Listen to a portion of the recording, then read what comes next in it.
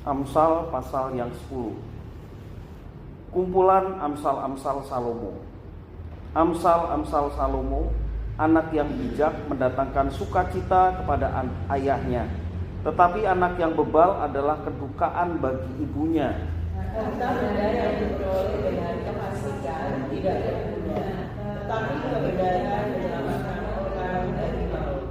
Tuhan tidak membiarkan orang benar menderita kelaparan, tetapi keinginan orang fasik ditolaknya. Tangan yang lamban membuat miskin, tetapi tangan orang rajin menjadikan kaya. Siapa mengumpulkan pada musim panas, ia berakal budi. Siapa tidur pada waktu panen membuat malu. Berkah ada di atas kepala orang benar, tetapi mulut orang fasik menggunakan kelaliman. Kenangan kepada orang benar mendatangkan berkat, tetapi nama orang fasik menjadi busuk. Siapa bijak hati memperhatikan perintah, tetapi siapa bodoh kebijakannya akan jatuh. Siapa bersih kelakuannya aman jalannya, tetapi siapa berliku-liku jalannya akan diketahui. Siapa memberikan mata menyebabkan kesusahan, siapa bodoh kebijakannya akan jatuh. Mulut orang benar adalah sumber kehidupan, tetapi mulut orang fasik menyembunyikan kelaliman. Kebencian menyenangkan perkataan, tetapi kasih menutupi kelaliman. Di bibir orang berpengertian terdapat hikmat, tetapi pentung tersedia bagi punggung orang yang tidak berakal budi. Orang bijak menyimpan pengetahuan, tetapi mulut orang bodoh adalah kebiasaan yang mengancam. Kota yang kuat bagi orang kaya ialah hartanya, tetapi yang menjadi kebinasaan bagi orang melarat ialah kemiskinan. Upah pekerjaan orang benar membawa kepada kehidupan, penghasilan orang fasik membawa kepada dosa. Devosi Amsal yang 10 ini difokuskan di ayat yang 1 sampai yang ke-16 ya.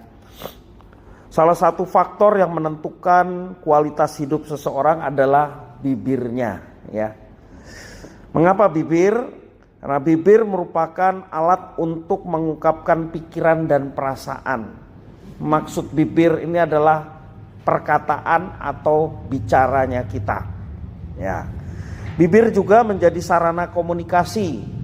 Kita bisa mengerti maksud seseorang, kita juga bisa menyampaikan maksud kita kepada sesama melalui perkataan bibir kita. Dari bibir keluar kata-kata berkat yang bisa memotivasi orang dan juga melakukan sesuatu yang baik. Dari bibir bisa mengeluarkan kata-kata yang sifatnya menghibur dan menguatkan. Namun dari bibir pula bisa keluar kata-kata kutuk ya, kata-kata yang menyakitkan, kalau zaman sekarang istilahnya toksik ya. Demikian juga menggerakkan orang lain untuk melakukan tindakan kejahatan. Itu juga dari bibir. Dari mulut orang benar bisa diharapkan keluar kata-kata yang baik dan benar yang membawa damai, sukacita bagi sesamanya. Tentunya mereka yang mendengar perkataan orang itu. Karena itulah sumber kehidupan. Kalau dikatakan Amsal 10 ayat yang ke-11 ya.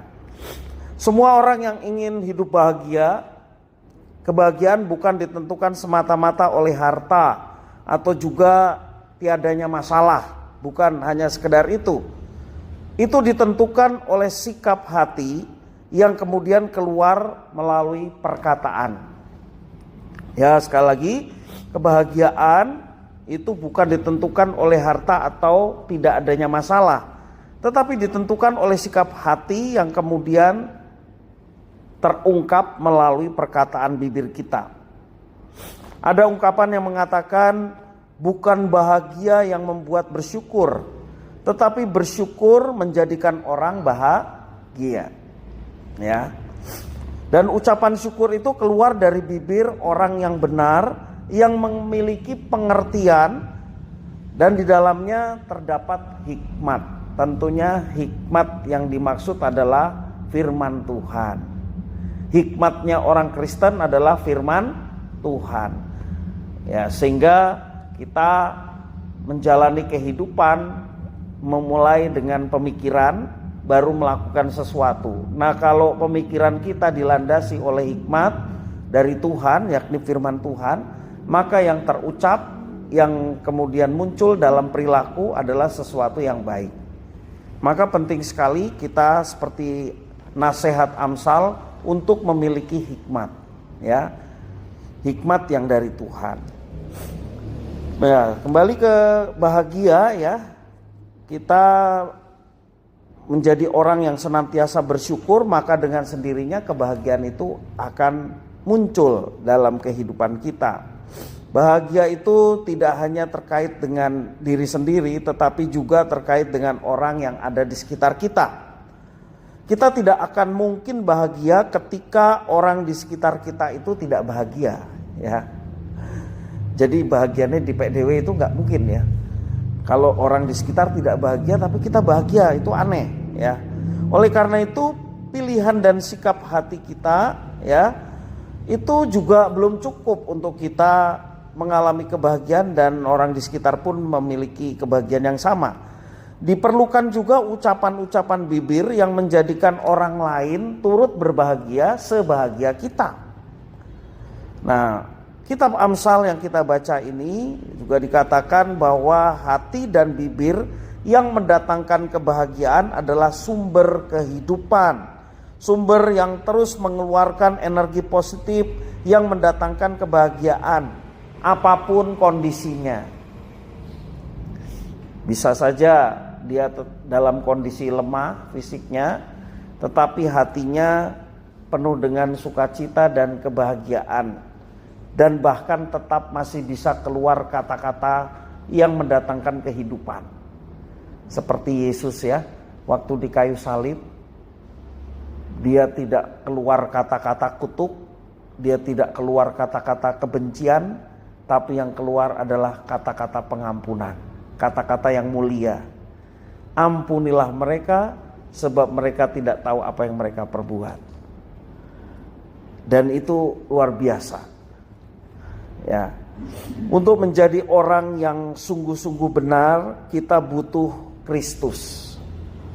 Karena kita orang berdosa yang bibirnya maupun juga tingkah lakunya membutuhkan pengudusan dari Tuhan, supaya kita tidak larut dalam dosa-dosa kita, baik melalui perkataan juga melalui perbuatan.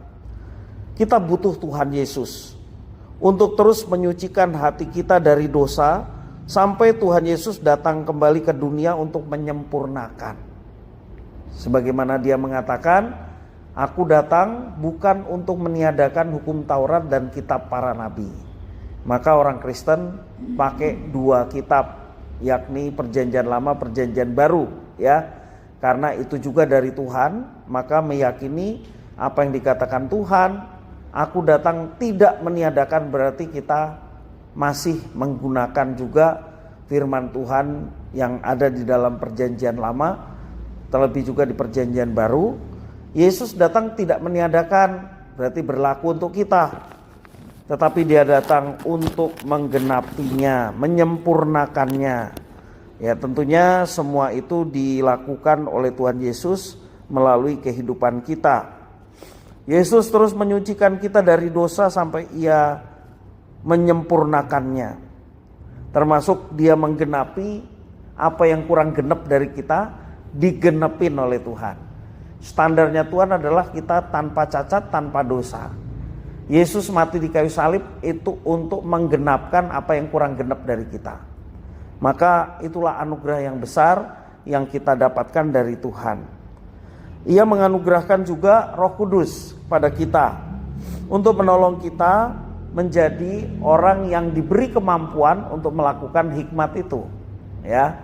Jadi kita bisa melakukan sesuatu yang baik bukan karena kuat kita sendiri, tetapi karena Roh Kuduslah yang memampukan kita untuk melakukan apa yang dikatakan firman Tuhan, ya. Kalau kuat kita sendiri, kita seberapa kuat sih? Ya, manusia seberapa sih sabarnya? Manusia seberapa sih dia bisa tetap bahagia dalam kondisi apapun, tentunya kita terbatas. Maka Roh Kuduslah yang membuat yang terbatas bagi manusia, tidak ada yang mustahil, kita diberi kemampuan. Jadi bersyukur atas anugerah itu ya. Selain keselamatan, kita juga diberi kemampuan untuk bisa melakukan hikmat itu, baik dalam bentuk perkataan yang membawa kehidupan maupun juga dalam perbuatan kita setiap hari. Ya, mari kita terus percaya dan bersandar kepada Tuhan agar perkataan kita itu menjadi sumber kehidupan yang senantiasa mendatangkan kebahagiaan baik untuk kita yang mengatakannya maupun juga orang-orang yang ada di sekitar kita. Amin. Tuhan Yesus memberkati.